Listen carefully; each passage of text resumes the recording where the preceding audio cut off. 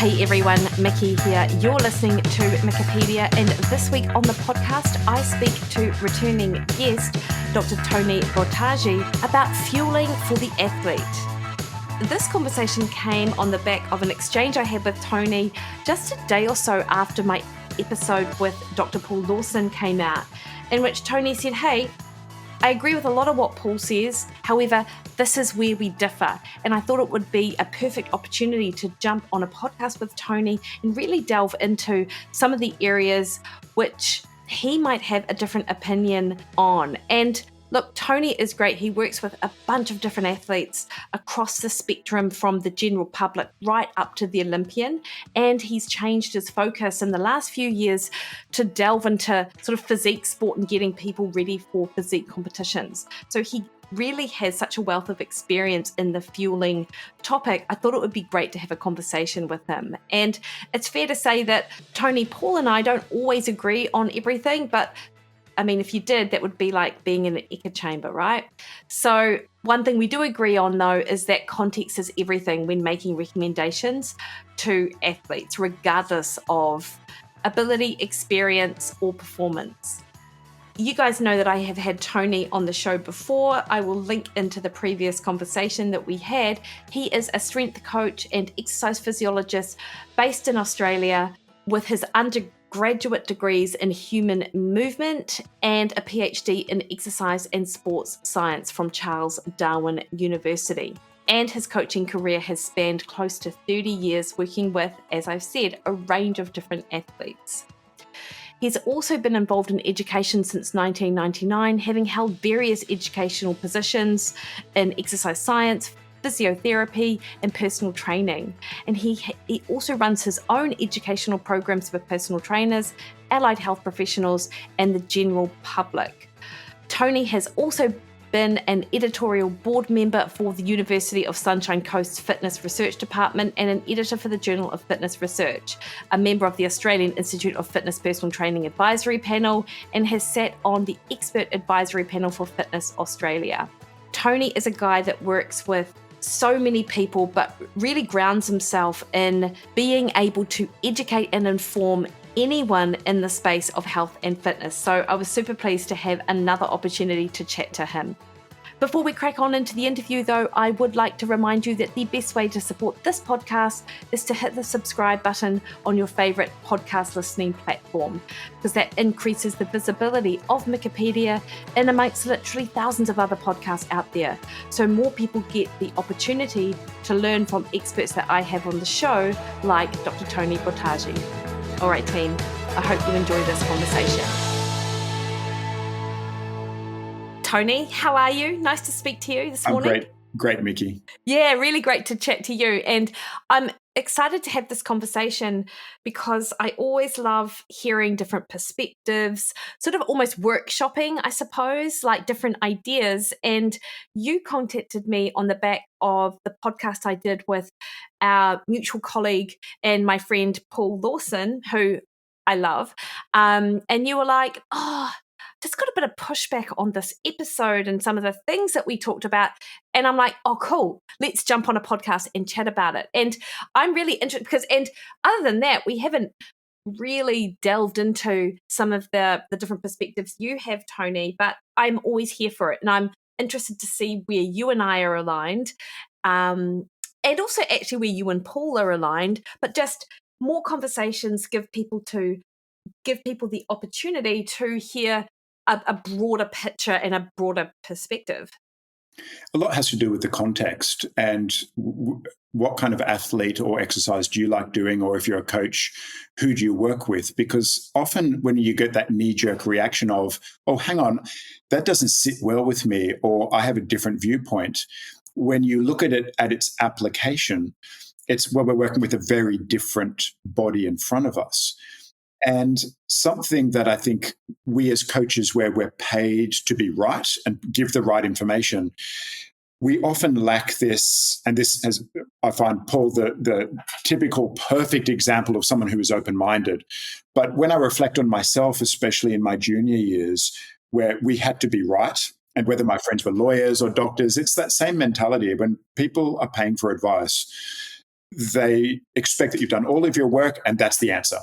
And then you realize that the field of nutrition and exercise and human individuality is so broad that you need this toolbox of a number of different approaches with an underlying perspective of, well, what are you really trying to optimize? And you two talked about this. Are you trying to optimize Olympic Ironman performance?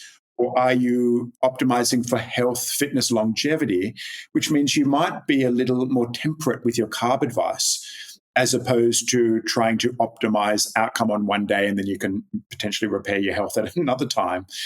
So that's what I'm looking forward to discussing today. Yeah, nice one. And I mean, what's floating around in my head right now is a conversation I've had with a client this morning, and also my own training this morning as well. So I'm working with a guy, and I see this a lot in endurance-based athletes. I got a look at his raw data for his he got his VO2 max measured, but within those measurements, you're able to see the amount of carbohydrate he's oxidizing and fat he's oxidizing. Plus, he is struggling to lose weight. He's got some massive cycle tour, which sounds amazing, coming up in June or July next year or this year. And so we are working on building his fat metabolism, and he is coming off one of those typical high carb approaches. And I am getting texts from him or WhatsApps from him most days, and he's like, but I've got to think about my power output. I feel really terrible, and this is what I'm doing. And it's literally been 3 weeks, and I'm like, and I don't often have the WhatsApp communications with clients because that is above and beyond what I would normally do, but I sort of want and need his buy-in for him to actually improve. And so I'm like, you just got to trust. I told you were going to feel terrible for the first 3 weeks. It's going to change.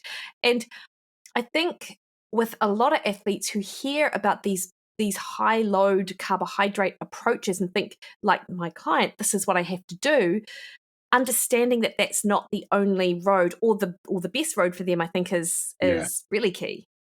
That's right. A lot of freedom comes with this idea is that there are a lot of approaches. But most of us as coaches, if we're over the age of 30, have certainly come from the legacy that carbs are king and you should be on a carb diet. And even the big voices for carb advocacy are being more temperate with their approach and saying, well, you fuel for the demand. Yeah. But I don't know if that has really trickled down. And you were talking with Paul about one of the great up-and-coming ultra-distance runners who's very big on carbohydrates. And somebody was speaking to him recently about, well, you're pushing so much carbs and you could maybe do low carb. And he was very strong in his opinion that carbs are king, but fuel according to the demand. So if I'm expending 800 calories an hour, I'm not going to be able to replace all of that with carbs anyway. No. But when we talk about a carb approach, it's carb to that demand. And this is where I think I might have a little bit more the pushback, but I'm not really pushing back, is that you do need to find that if you know what you're expending in an hour at what intensity, does it really make a big difference if you're oxidizing a bit more carbon and a little less fat and you're comfortably able to take that on board, or whether you're more fat and less carbon, you can do as, say, Dan Plews did and had 30 to 50 grams of carbs an hour during his Ironman age group world record. It really does depend on who you are. I just don't see this big argument of whether you burn a little bit more of this and a little bit more of that. Are we really arguing? Does that really need to be an argument? Well, it's a good question. So a couple of things which I asked Paul about in the interview, and I'm really keen to get your perspective too, because that's on the energy demands of the exercise, because you get a readout that you've burnt like 1,250 calories. I mean, what do you do with that? I mean, have you really actually burnt 1,250 calories? Yeah. And this has always been the question. And I think this idea of looking for perfection versus getting a ballpark is what's really helpful. And we're going to use that information when we look at models of RED-S and low energy availability. No one in physiology thinks that 800. I did a 45-minute workout just before this call, and it said I did 400 and something calories. Yes, of course, I would have burnt 60 at rest anyway, sitting on the couch. So yes, that's got to be deducted from it. But I don't think it was 446. No one does. But is it directional? Because there's an epoch period afterwards. We're using this information to say, are you a 1,000-calorie expender a day, 2,000, 4,000? And then are you eating enough to stay weight stable, or are you losing weight? These things are just directional information and not exact numbers. And I think the public like to think, I expended 882 calories, so I'm going to eat. Well, our job is to say, well, directionally, it was more than 400 and less than 1,000. Let's start there by replacing part of that so that you're not underfueling. And I don't think, and yes, some tools of reporting energy expenditure are just absolutely lousy. If you go to a local gym and you jump on their bike and it tells you, everyone should know that is like the fat burning zone. That's not telling you anything. No. But if you're using, say, a Polar H10 heart rate monitor and you're pretty consistent with your intensity, so you're not stochastic up and down, so there's not a huge epoch period, and the heart rate doesn't really capture that acceleration and the energy demands of acceleration. But let's say you're pretty constant, you go for a 45-minute run. That Polar H10, it's going to be pretty accurate within give or take 50, right, of that session, minus what you would expend at that hour. And that is the ballpark you've expended for that session. Where it gets really tricky is something like weight training.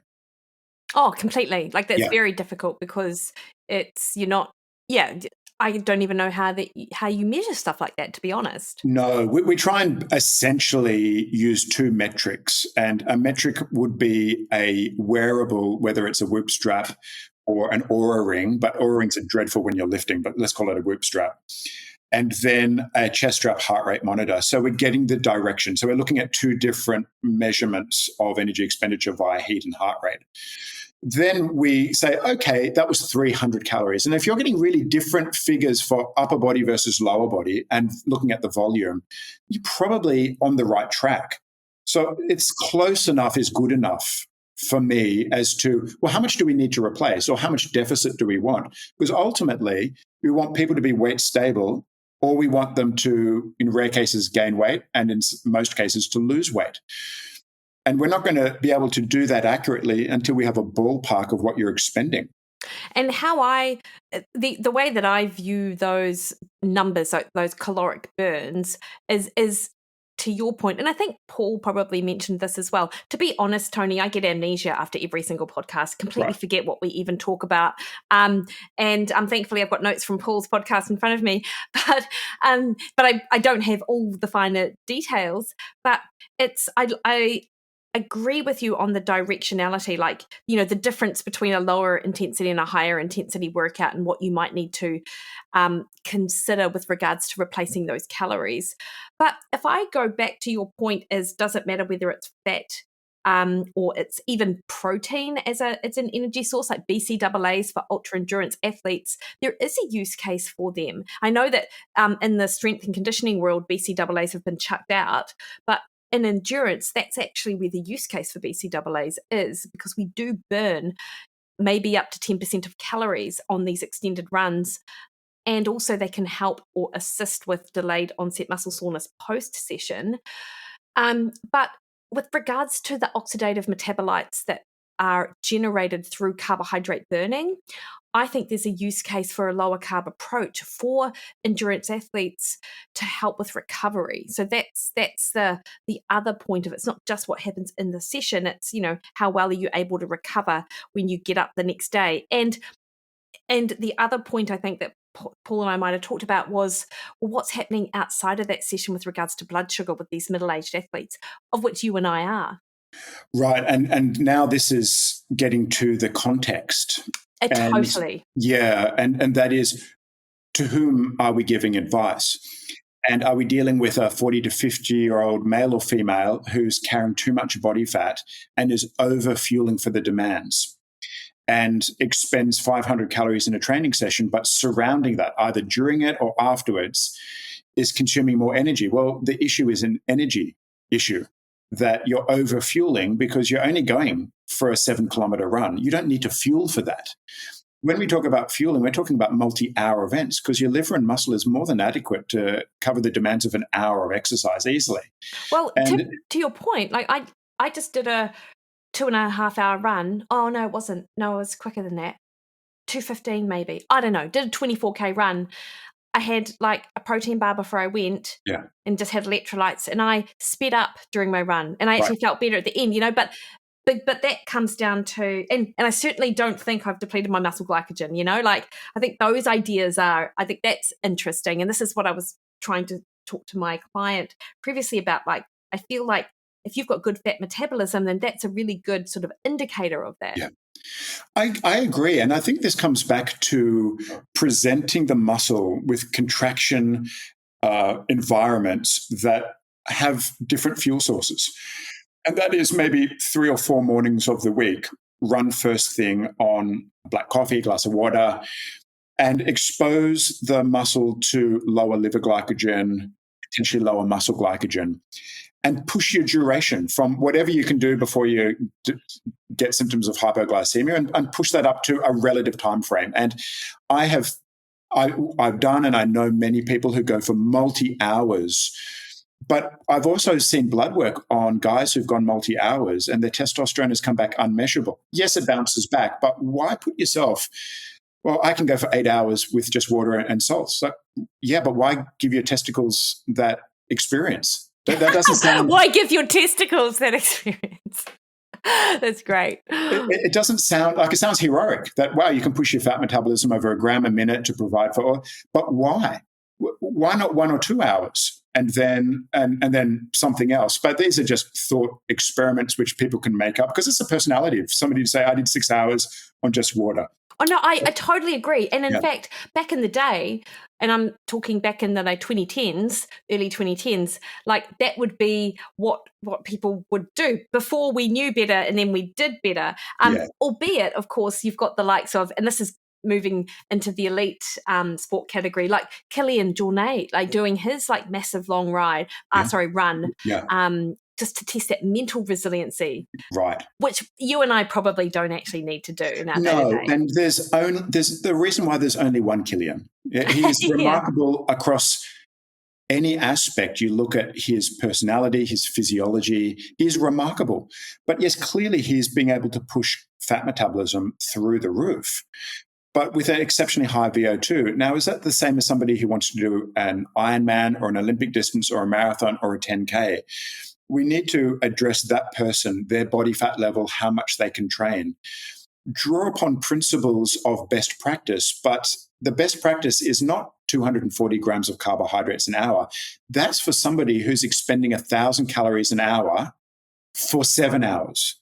Yeah, and with the likes of the Norwegian athletes, right? Right. Yeah. And they have their methods born in test, retest. Let's try something. Let's measure it. Does it improve performance? If so, yes. Great. Let's continue it. Let's push the boundaries. If not, no. Now, to speak to your point about recovering in between with glucose metabolism, if they're not able to hold down prodigious volumes and intensity of training because they are such carb burners, we would know about it already. 100%. But they're exceptional fat burners as it is, but they also have an exceptional tolerance to burn carbohydrate. And the reason why they're doing it is because it improves performance. Absolutely. But if they couldn't recover day to day, then they're clearly fueling exactly for the demand. So they know that they're expending X and they replace it with the equal amount of carbohydrate. And it doesn't seem to impact anything with their ability to go between short distance, middle distance, long distance at the world's best, breaking world records from year to year to year.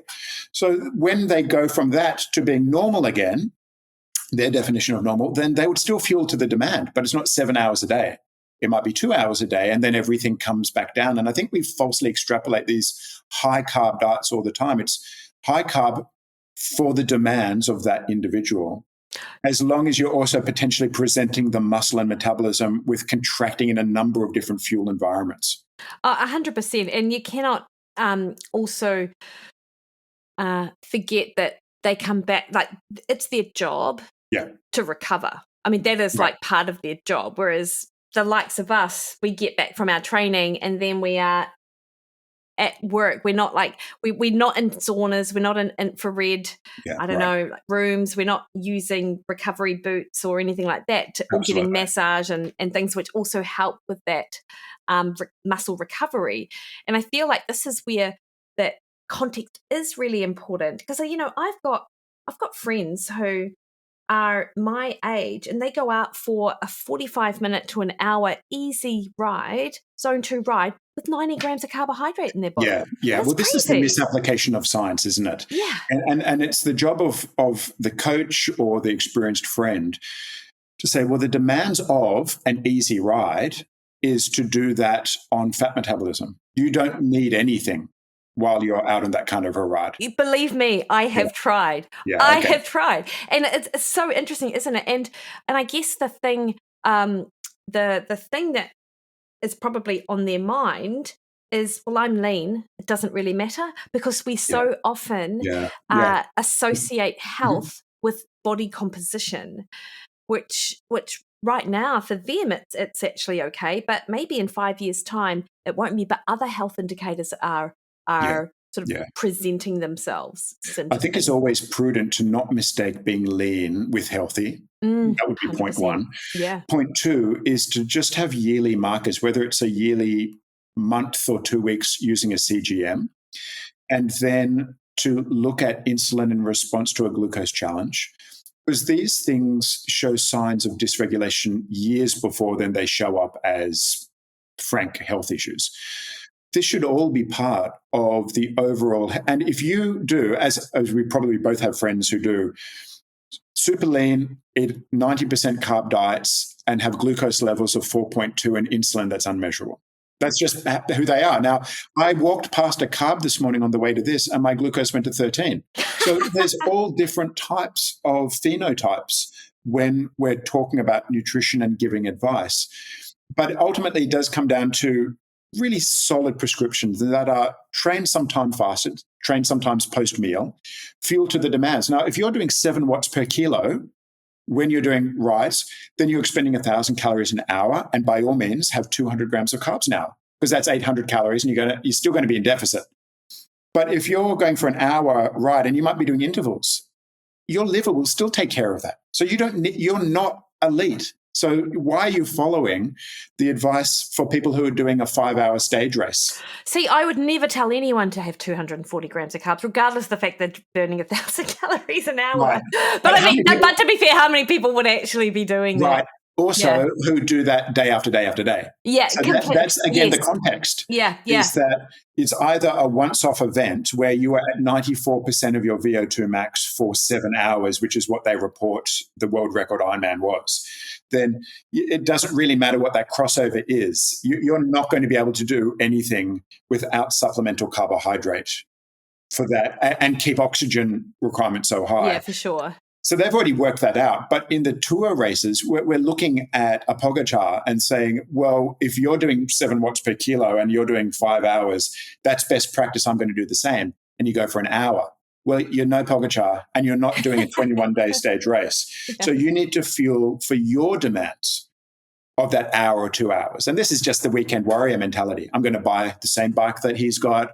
I'm going to buy the same car. And I am that person. I just weigh 50 kilos more. Yeah. No, 100%. It's super interesting. And you and I were talking offline before we jumped on to record. Just, Twitter is a great place, or X is a great place to see where the most informed and with the scientists and see the things that they think about and talk about each day. And so most recently, there's been sort of back and forth between the likes of Tim Noakes and Javier Gonzalez. I always want to say Gomez, and I'm not sure where I get that from. He's the triathlete. Oh, there you go. Yeah, no, not him. And the most recent study, which I'm hoping to talk to Andrew Kutnick about the 10 grams of carbs an hour and what you're able to achieve with that small amount, because it's not the muscle glycogen is the limiting factor. It's that hypoglycemia. Very, very interesting. And what we need is information across the different exercise demands. And when we're looking at something that's generally steady state without surges in power and speed, that for most people would be the best candidate for pushing fat metabolism through as high as you can get it, and then supplementing with enough carbs to keep one from going hypoglycemic. And as we mentioned earlier, Dan Plew seems to be the case study, which was from memory. And you know him, it was 30 grams an hour, or maybe he pushed it to 50 towards the end.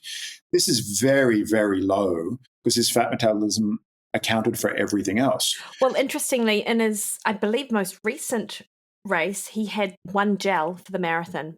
Yeah. And that was it. So I think he supplemented, you're right, between 30 to 50 on the bike, and I can't recall which, but he got a lot of pushback from people to say he literally just had one gel.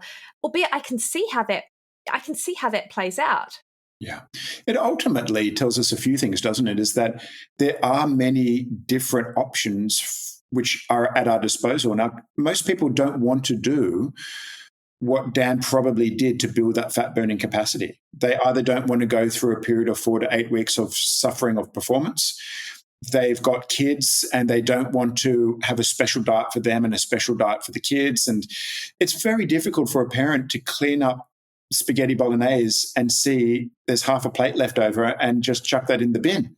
Right? I see it and go, well, I can't go to waste. I got to eat that. So there's a lot of things that go into making somebody a super fat burner versus maybe equal. And these are decisions that the athlete has to make, assuming that we're not getting marked excursions in glycemia. And I think that's a really important discussion to have. Stick a CGM and find out what's happening. We had a discussion where I did it last year, and I was routinely getting one time up to 13 after I had some, I think it was Maltesers or something like that, watching a movie. I mean, for experimental purposes only did I consume those Maltesers. But there were marked periods of time above 9 millimolars. And that just says that something has to be done. Yeah. Oh, no, I agree. That.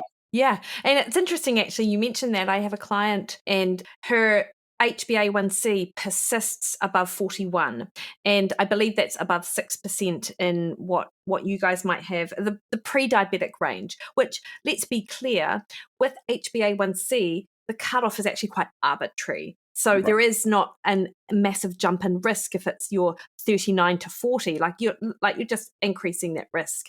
And she slept on a CGM, and the app that she used told her that normal range was between 4 and 10.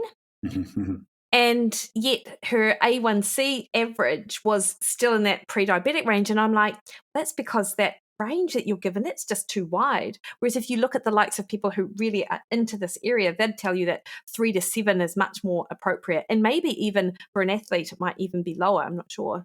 Right. And this concept of time in tight range. Yeah, totally. When you're looking at a CGM. And you can debate the surges and so forth, but it's that time spent in hyperglycemia that can be a problem. But it can also be a problem for the post-insulin and cortisol response. Do we need to mitigate exercise in time to the meal that you're having? Is it a stress issue? Is cortisol? I mean, we've all experienced this: poor sleep, high stress, massive glucose. But I only see this as opposed to other people in our industry who think it creates eating disorders and are really that doesn't make sense to me. It's another tool to help with change in lifestyle or exercise habits. Yeah. And so immediately I added exercise post walks to meals. And my glucose levels would drop back to 4 point something within 10 minutes and then would relatively stay low. And I think what we do need is more information on carb-based athletes who do use them, because with kids, I would have more carbs than I probably need, even though I'm weight stable. But the glucose levels keep surging post-meal.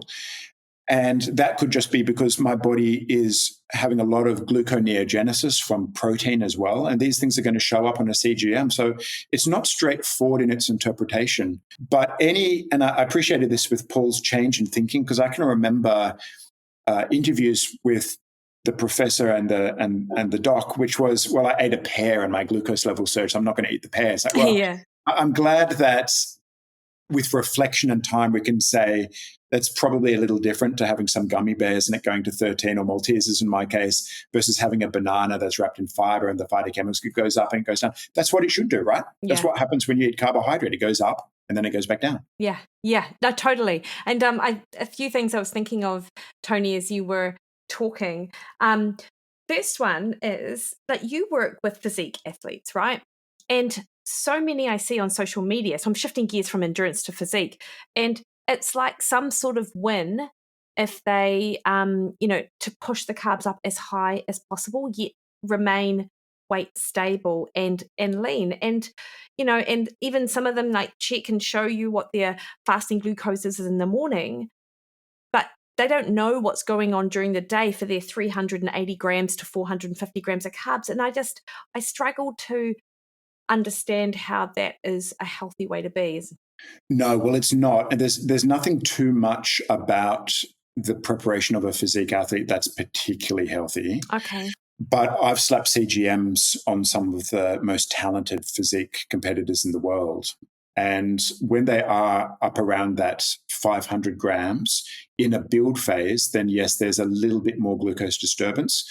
In the dieting phase, they keep fat, in my experience, very, very low and survive off carbs. But because they're in energy deficit, their glucose levels barely get above 5, even after a meal. Yeah. So it's that calorie, the calorie deficit. So when we say fueling for the demands, they're not. So you could still have 300 grams of carbs, but that's just getting sucked straight into muscle.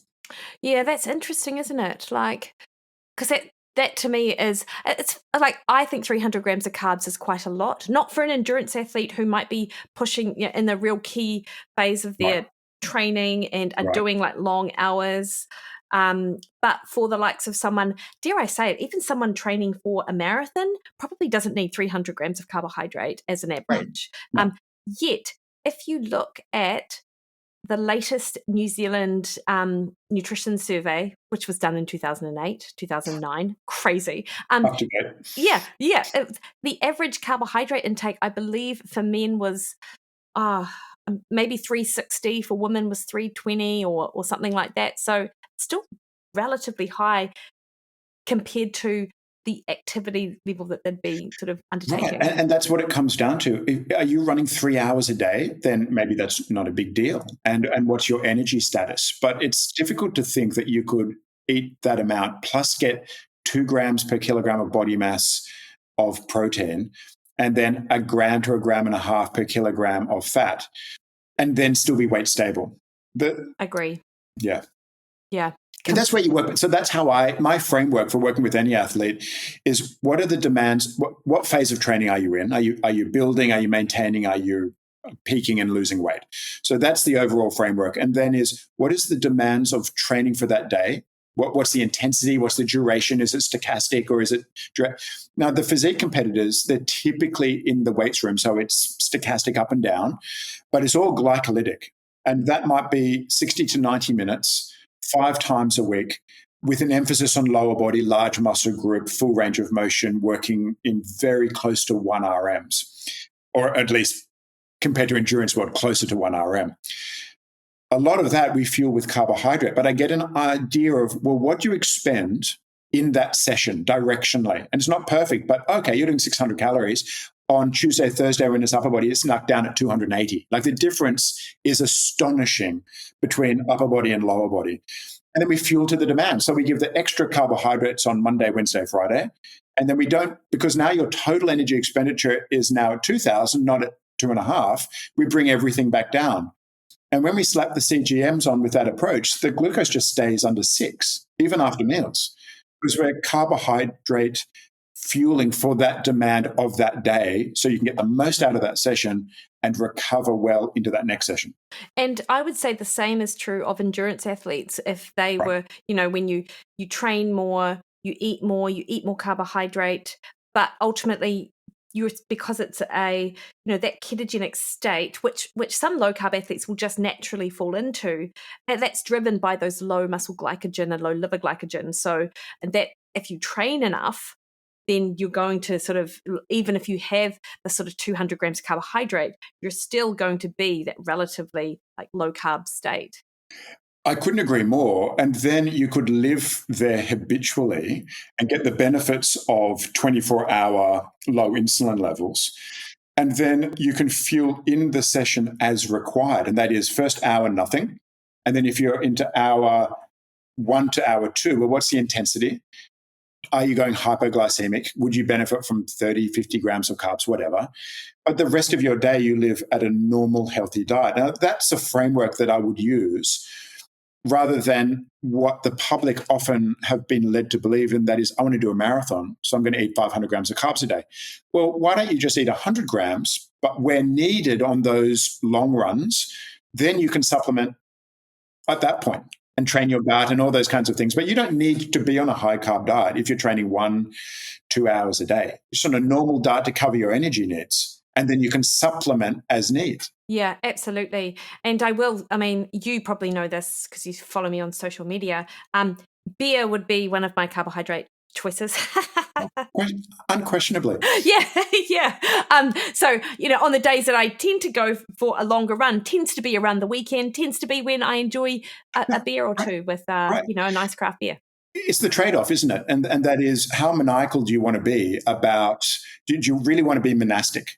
Or do you want to exercise as part of your life, your health, your goals, your mental well-being, as part of holding down a job and friendships and all those things? It fits into that. But we must not confuse. We are not world champion triathletes or cyclists or whoever that is. So the advice does need to be individually given with caveats. And those caveats are the nutrition should be healthy, driven for your goals, and that we increase carb when you've earned the right to have those carbs. Yeah. And that's funny that you say that, because that's how I see it as well. But gosh, if you put, have you earned your carbs out on social media, mate, the pushback. Yeah, that's right. Do that, Tony. I can't wait to and tag me in that reel, and I cannot wait to share it with the world. But I agree with you. Like, that's where carbohydrate to me sort of fits, because protein and fat both deliver essential nutrients.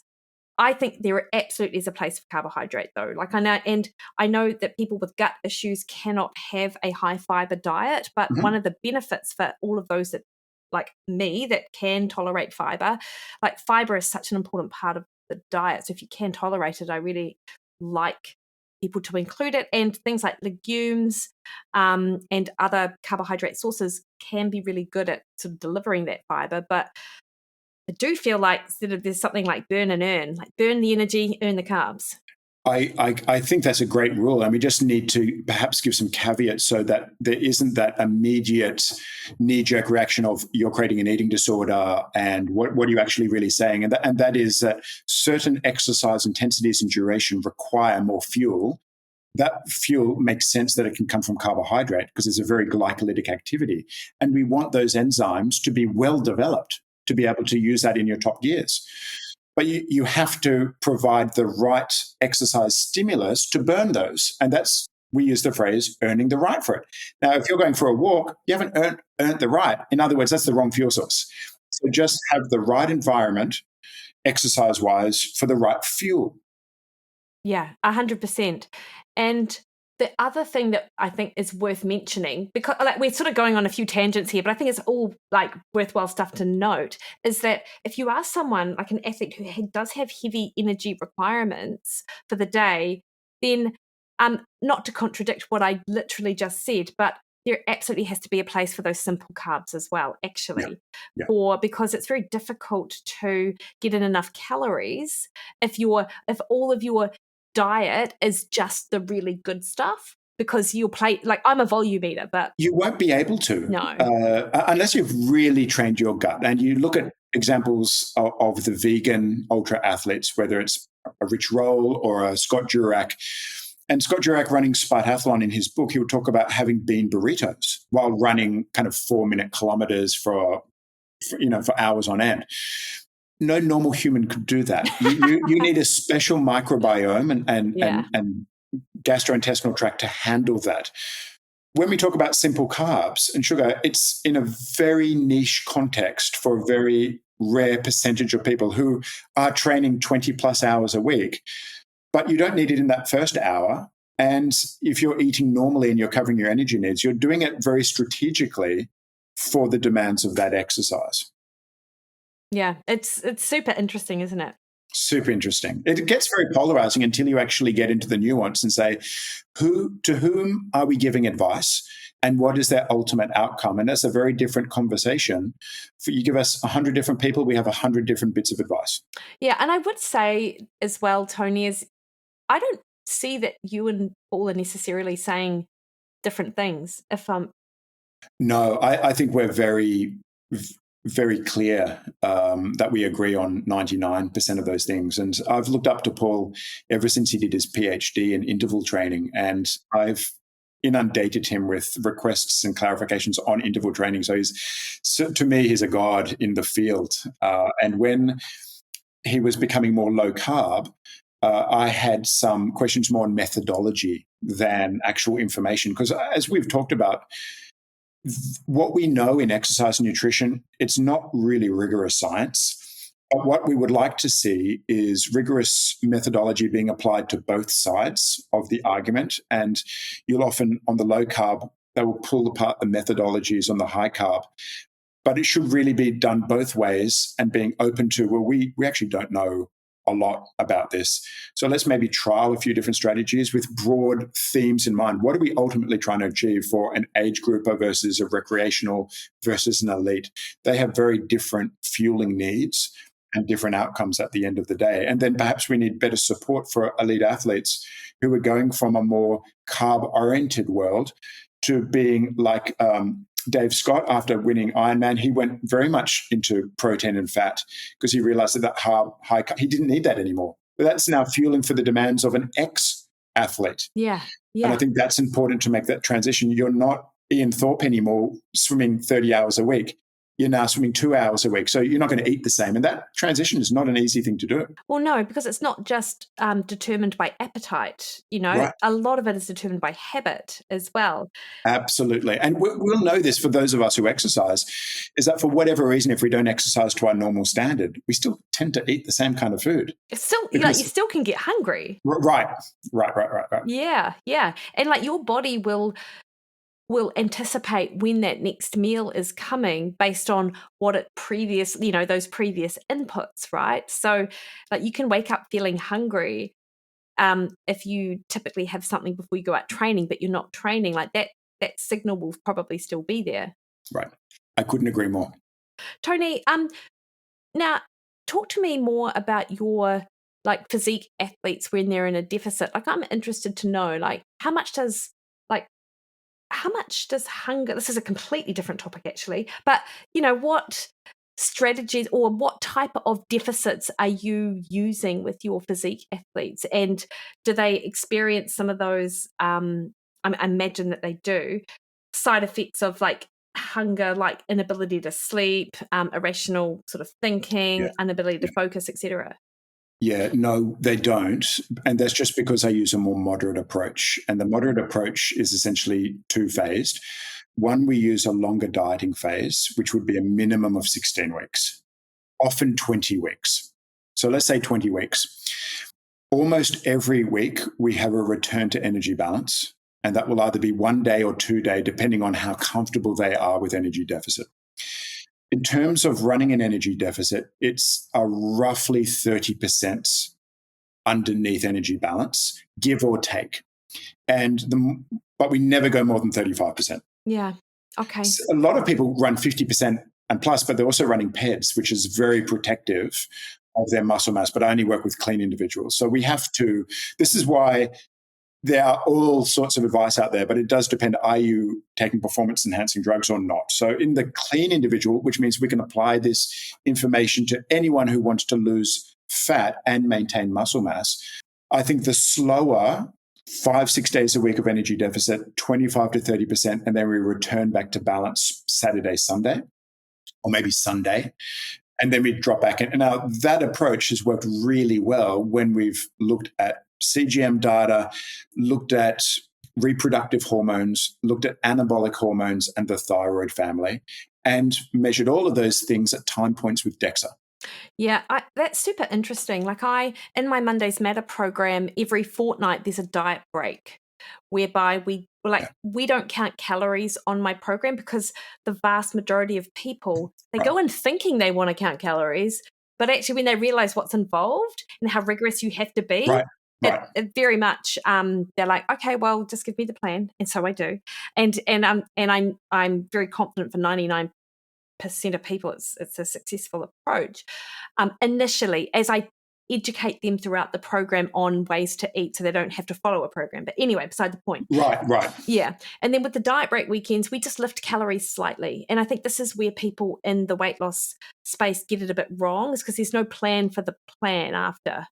They're like, I'm no longer on a diet. Oh, what do I do? Right. Yeah.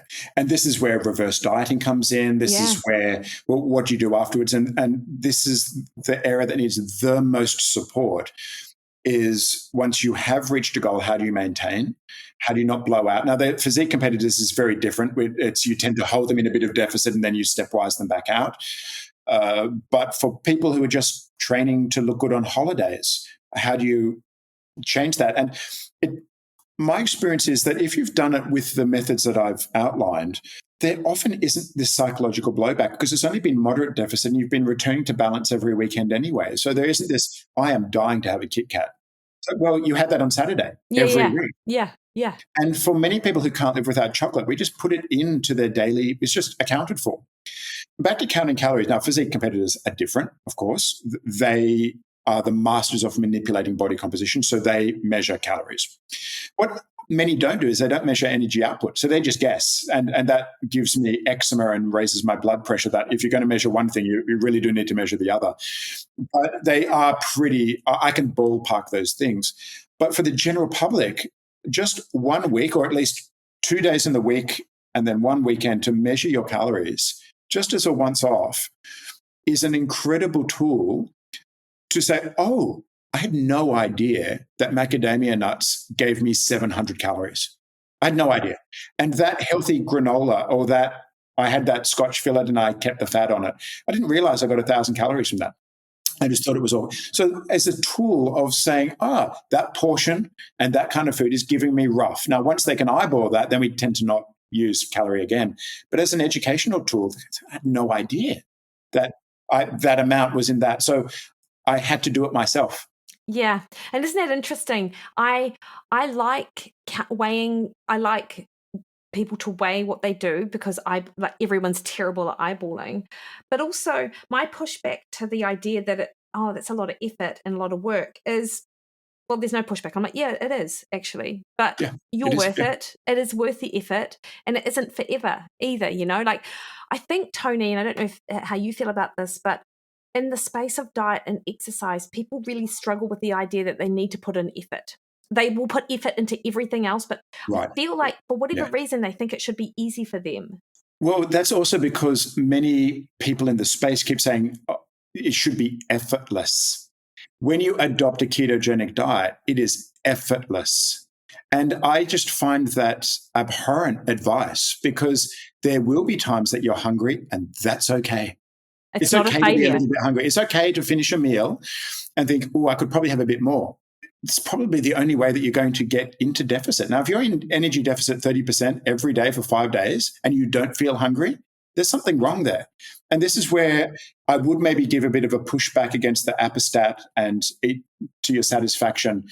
That might work great for some people, but not for others who have a dysregulated apostat or eat for other reasons other than satiation. They comfort eat, they're distracted. Yes, you can say that's all part of the education, but in the real world, sometimes you might feel a bit hungry, and that's totally okay. Yeah. And as long as that hunger doesn't lead to hangriness. Right, yeah. And then we can deal with that. And we're not talking about ravenous, but if you finish a meal and you think, I could probably have another serve, but you don't, then all right, you're in energy deficit. Yeah. No, I totally agree. So interesting, Tony, we're also going to discuss low energy availability and your thoughts. And for what it's worth, like, there has been just to sort of update the listeners, there have been some publications of late talking about the idea that we have potentially overestimated the prevalence of low energy availability in certain populations, because to the points that we were just discussing, people don't know what on earth they're doing with regards to their diet. And even if they are keeping a record, they're likely to be underestimating what they're putting in. And I'm just going to say up front, I do think actually that we have overblown low energy availability in a whole group of people, given my sort of clinical experience over the last 30 years or 20 years. So keen to hear your thoughts. I think a lot of people like labels and they like to be given a diagnosis. The reason why I'm not experiencing being able to achieve my goals, lose weight, whatever it is that I have relative energy deficiency in sport, or I'm in low energy availability. What I care about as a coach is putting in place a system to prevent future decline in performance or bone injuries or effects to females' menstrual cycle, ovarian hormones, or even loss of muscle mass. Yeah, testosterone as well, as right. you mentioned earlier. Right. But it does lead to this, how do we arrive at these conclusions? And these papers that you've mentioned have rightly called into question, well, how do you define energy availability? How do you measure energy output? Do you account for the resting? Or because the original formula is just energy expenditure, full stop. And most people are notoriously lousy at measuring energy intake. But I don't let any of those things dissuade me from having a system in place to earmark clients who I think might be a candidate for being over exercisers, under eaters over the long term, that when you do measure T3 or testosterone, we can't typically measure bone, but we can look at it longitudinally with DEXA, that you're probably at higher risk of being under fuelers based on the demands. And I have seen a number of instances in the physique world where, even though they're bone loading, have had femoral or pelvic hip fractures in their 20s. And these are individuals who routinely underfuel for the demands of training. But to your point that you've made previously, is that perhaps they're underfueling carbohydrate based on the glycolytic demands, but they eat so much protein that they're knocked out of a ketogenic state. These are all things that go into, well, I don't want to debate about how do you define this and how do you measure these things. Well, what's the outcome? Is the outcome that they have habitually suppressed changes in hormones or a trend downward in bone?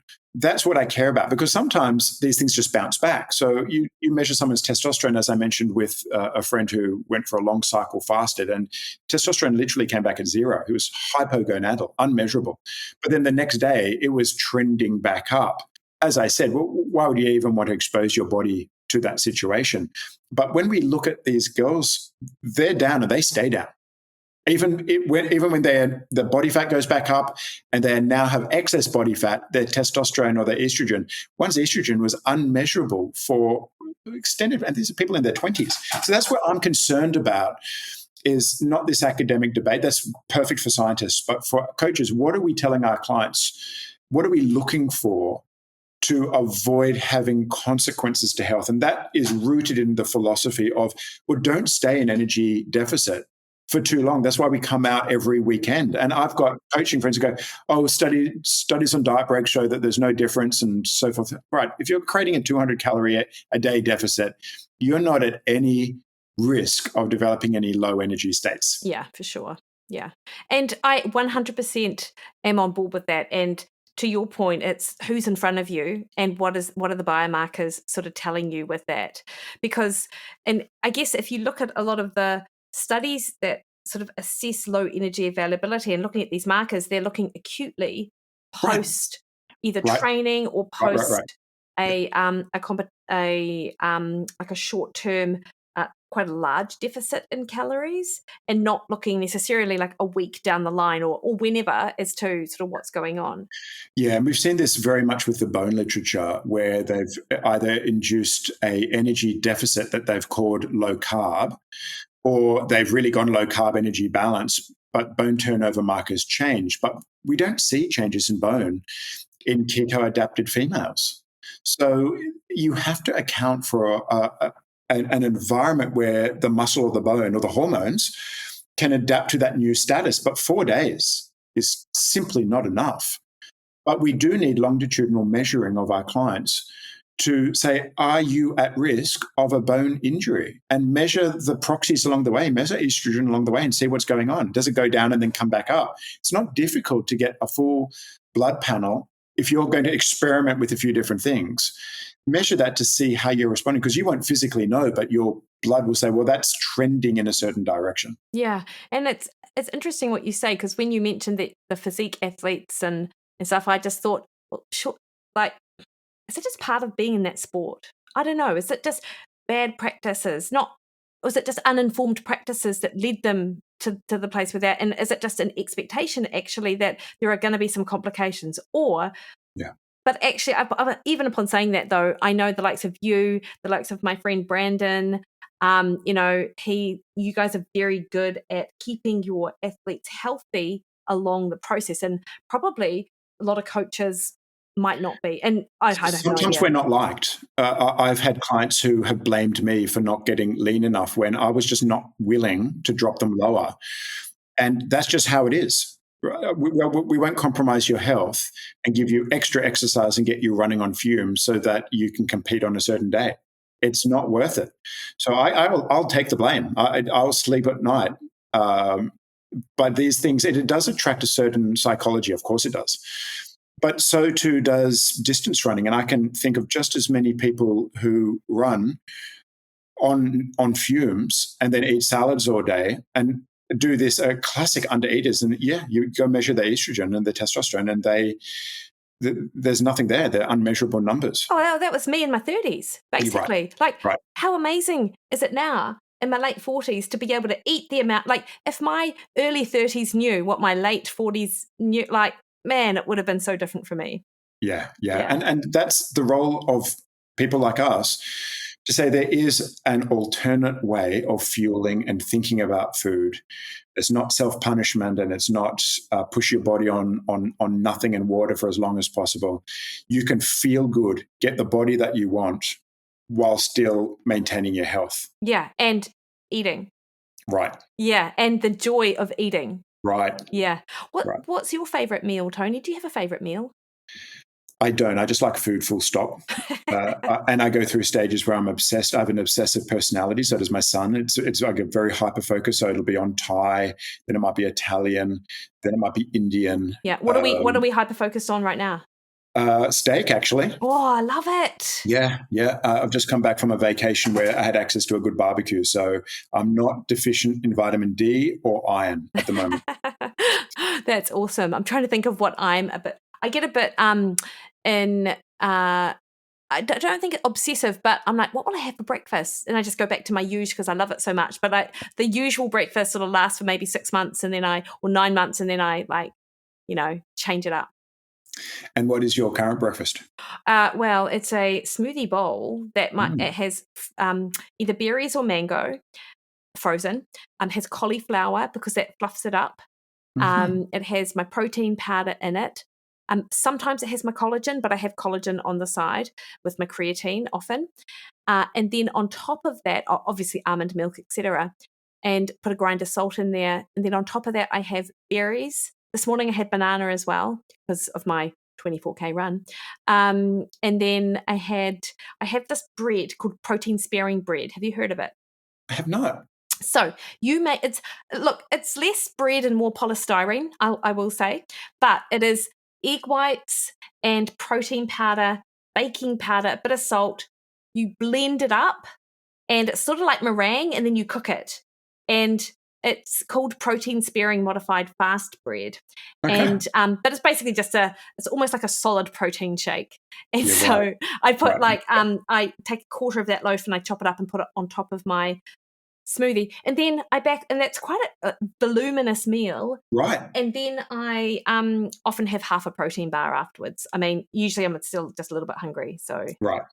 yeah. And I found the smoothie meal, to me, it doesn't tell my brain that I've consumed food, and it could be enough of all the macronutrients. But I think because I'm having coffee and tea, that when I sit down to a meal, I got to chew my way through it. And I've got a lot of clients who are more than happy and it solves the problem and they get the calories right. But I'll often have leftovers of what the night before was. And it's always, so night before it was a curry. Last night I made burgers, so I had a burger for breakfast. And it would just but that eating, for me, then I can go for hours. Yeah. See, I enjoy the smoothie bowl as a thickie rather than a drink. Yeah, right. Yeah. So you can actually spoon it. And the bits, the bits on top, the fruit on top. You get the crunch. Got that. Yeah. But I agree with you. I like leftovers, but I prefer them sort of lunchtime-ish. Lunch, yeah. We're all individuals. We are all individuals. Tony, can you let the listeners know where they can find you?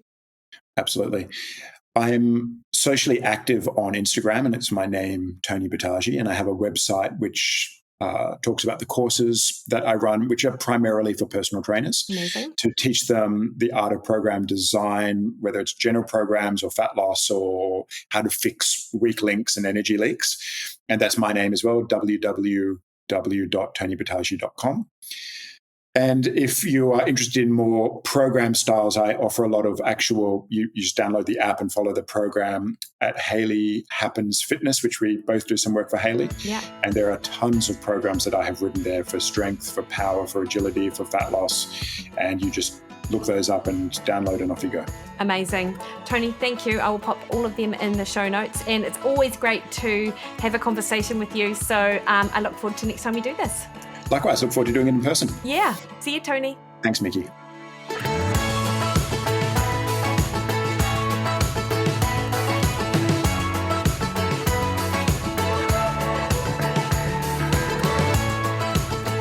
Alrighty, hopefully you enjoyed that. It was a real pleasure to connect with Tony again, and I always value his opinion and his knowledge.